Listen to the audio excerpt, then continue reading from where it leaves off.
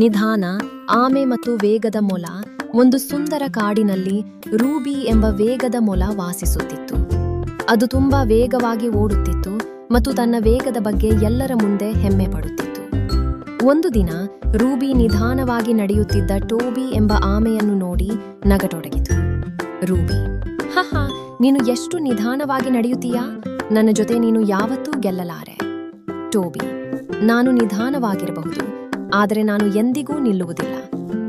ಕಾಡಿನ ಪ್ರಾಣಿಗಳು ಈ ಮಾತು ಕೇಳಿ ಓಟದ ಸ್ಪರ್ಧೆ ಏರ್ಪಡಿಸಿದರು. ಒಂದು ಚತುರ ನರಿ ಸ್ಪರ್ಧೆಗೆ ನ್ಯಾಯಾಧೀಶನಾಯಿತು. ನರಿ, ಸಿದ್ಧ, 1, 2, 3, ಓಡಿ! ರೂಬಿ ತುಂಬಾ ವೇಗವಾಗಿ ಓಡಿತು.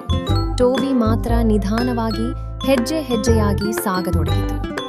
ಸ್ವಲ್ಪ ದೂರ ಓಡಿದ ನಂತರ ರೂಬಿಗೆ ಅಹಂಕಾರ ಬಂತು. ರೂಬಿ, ಈ ಓಟ ತುಂಬಾ ಸುಲಭ, ಸ್ವಲ್ಪ ವಿಶ್ರಾಂತಿ ತೆಗೆದುಕೊಳ್ಳುತ್ತೇನೆ. ಅದು ಒಂದು ಮರದ ಕೆಳಗೆ ಮಲಗಿ ನಿದ್ರೆ ಮಾಡಿತು. ಆದರೆ ಟೋಬಿ ಮಾತ್ರ ನಿಲ್ಲದೆ ನಿಧಾನವಾಗಿ ಮುಂದುವರಿಯಿತು. ಸ್ವಲ್ಪ ಸಮಯದ ನಂತರ ರೂಬಿ ಎದ್ದಾಗ ಟೋಬಿ ಗುರಿ ರೇಖೆಯ ಹತ್ತಿರ ಬಂದಿತ್ತು. ರೂಬಿ ವೇಗವಾಗಿ ಓಡಿತು, ಆದರೆ ಆಗಲೇ ತಡವಾಗಿತ್ತು. ಟೋಬಿ ಮೊದಲು ಗುರಿ ತಲುಪಿತು. ಎಲ್ಲಾ ಪ್ರಾಣಿಗಳು ಖುಷಿಯಿಂದ ಚಪ್ಪಾಳೆ ತಟ್ಟಿದವು. ರೂಬಿ, ಈಗ ನನಗೆ ಅರ್ಥ ಆಯಿತು, ಅಹಂಕಾರ ಒಳ್ಳೆಯದಲ್ಲ. ಟೋಬಿ, ನಿಧಾನವಾದರೂ ನಿರಂತರ ಪ್ರಯತ್ನ ಮಾಡಿದರೆ ಜಯ ಸಿಗುತ್ತದೆ. ಕಥೆಯ ನೀತಿ: ನಿಧಾನವಾಗಿ ಮತ್ತು ನಿರಂತರವಾಗಿ ಪ್ರಯತ್ನಿಸಿದರೆ ಜಯ ಖಚಿತ. ಇನ್ನಷ್ಟು ಸುಂದರ ಮಕ್ಕಳ ಕಥೆಗಳಿಗಾಗಿ ನಮ್ಮ ಚಾನೆಲ್ ಸಬ್ಸ್ಕ್ರೈಬ್ ಮಾಡಿ.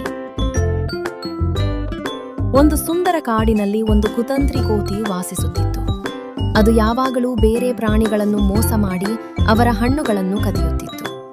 ಒಂದು ದಿನ ಅದು ಮೊಲ ಮತ್ತು ಅಳಿಲಿಗೆ ಸುಳ್ಳು ಹೇಳಿ ಅವರ ಆಹಾರವನ್ನು ತೆಗೆದುಕೊಂಡಿತು. ಬಡ ಪ್ರಾಣಿಗಳು ತುಂಬಾ ದುಃಖಪಟ್ಟವು. ಆದರೆ ಒಂದು ದಿನ ಕೋತಿ ತನ್ನದೇ ಕುತಂತ್ರದಲ್ಲಿ ಸಿಕ್ಕಿಬಿಟ್ಟಿತು. ಅದು ದೊಡ್ಡ ಬಲೆಯೋ ಸಿಕ್ಕಿ ಸಹಾಯಕ್ಕಾಗಿ ಕೂಗತೊಡಗಿತು. ಮೊದಲಿಗೆ ಪ್ರಾಣಿಗಳು ಸಹಾಯ ಮಾಡಲು ಯೋಚಿಸಲಿಲ್ಲ, ಏಕೆಂದರೆ ಕೋತಿ ಯಾವಾಗಲೂ ಅವರನ್ನು ಮೋಸ ಮಾಡುತ್ತಿತ್ತು.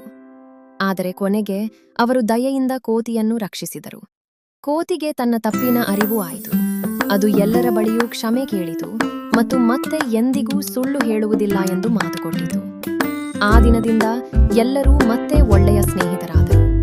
ನೀತಿಕಥೆ: ಸುಳ್ಳು ಮತ್ತು ಮೋಸ ಕೊನೆಗೆ ಕಷ್ಟ ತರುತ್ತವೆ. ಬಣ್ಣದ ಕನಸು: ಒಬ್ಬ ಚಿಕ್ಕ ಬಾಲಕನಿಗೆ ಚಿತ್ರ ಬಿಡಿಸುವುದು ತುಂಬಾ ಇಷ್ಟವಾಗಿತ್ತು. ಅವನು ಪ್ರತಿದಿನ ಸುಂದರ ಬಣ್ಣಗಳಿಂದ ಚಿತ್ರಗಳನ್ನು ಬಿಡಿಸುತ್ತಿದ್ದನು. ಅವನ ಕನಸು ದೊಡ್ಡ ಚಿತ್ರಕಾರನಾಗುವುದು. ಆದರೆ ಕೆಲವರು ಅವನ ಕನಸನ್ನು ನಂಬಲಿಲ್ಲ. ಆದರೂ ಬಾಲಕ ತನ್ನ ಪರಿಶ್ರಮವನ್ನು ನಿಲ್ಲಿಸಲಿಲ್ಲ. ಅವನು ಪ್ರತಿದಿನ ಹೊಸ ಹೊಸ ಚಿತ್ರಗಳನ್ನು ರಚಿಸುತ್ತಿದ್ದನು. ಒಂದು ದಿನ ಅವನ ಚಿತ್ರಗಳು ದೊಡ್ಡ ಪ್ರದರ್ಶನದಲ್ಲಿ ಪ್ರದರ್ಶಿಸಲ್ಪಟ್ಟವು. ಎಲ್ಲರೂ ಅವನ ಪ್ರತಿಭೆಯನ್ನು ಮೆಚ್ಚಿದರು. ಕೊನೆಗೆ ಬಾಲಕ ತನ್ನ ಕನಸನ್ನು ಸಾಧಿಸಿ ಪ್ರಸಿದ್ಧ ಚಿತ್ರಕಾರನಾದನು. ನೀತಿಕಥೆ: ಪರಿಶ್ರಮ ಮತ್ತು ಆತ್ಮವಿಶ್ವಾಸ ಕನಸುಗಳನ್ನು ನಿಜವಾಗಿಸುತ್ತವೆ. ಇನ್ನಷ್ಟು ಸುಂದರ ಮಕ್ಕಳ ಕಥೆಗಳಿಗಾಗಿ ನಮ್ಮ ಚಾನೆಲ್ ಸಬ್ಸ್ಕ್ರೈಬ್ ಮಾಡಿ. ವಿಡಿಯೋ ಇಷ್ಟವಾದರೆ ಲೈಕ್ ಮಾಡಿ, ನಿಮ್ಮ ಅಭಿಪ್ರಾಯವನ್ನು ಕಾಮೆಂಟ್